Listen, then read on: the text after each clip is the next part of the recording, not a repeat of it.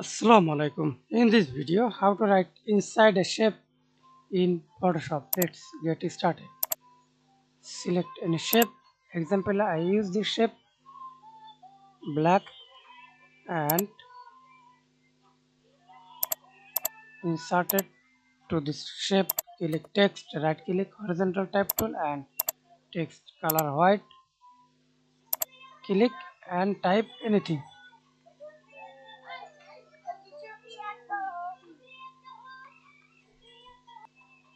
See this. Resize. Press Ctrl T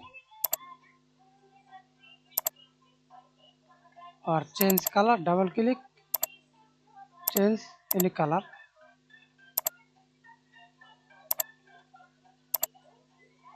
That's it. Thanks for watching video. Please subscribe to my channel, like, comment, share.